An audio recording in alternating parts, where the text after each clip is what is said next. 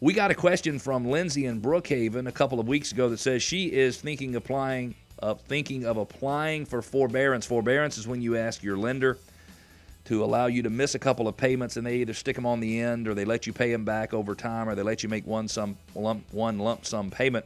She wanted to know how it would affect her credit, what she needed to know. She wanted to know because she was buying another home. I told a story about a client of ours who was in forbearance and had to wait a year, 12 months, in order to be able to buy a home. Now, if you're out there and you're listening, there are 4.1 million borrowers in the U.S. who are in forbearance already. That is 9% of all mortgages, which means 91% of all mortgages are not in forbearance. The rate of increase in people applying for forbearance is starting to decrease, but listen to this. They believe that 70% of borrowers who are in forbearance do not need to be in forbearance at all. The mortgage industry says, by the way, they're going to need a $40 billion bailout. I hate to hear that, and hopefully as taxpayers we don't wind up getting on the hook. But let's think about something real quickly.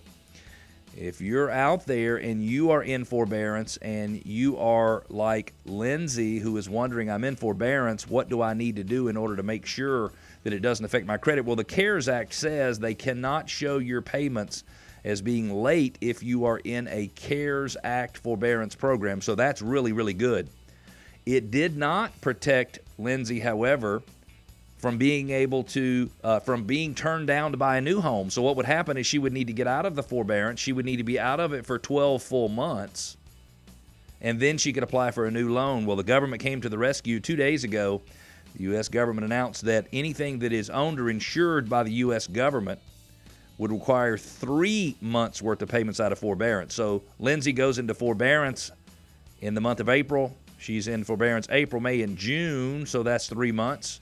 Then she needs to come out of forbearance, make her payment July, August, and September, which means by October she would be in a position to buy another home. So the government has set it up where if you suffer something from the pandemic, if you suffer the consequences of the pandemic, and you need a forbearance, you will not be penalized any longer than the 90 days that it takes you to get your payments back on track after your forbearance is over.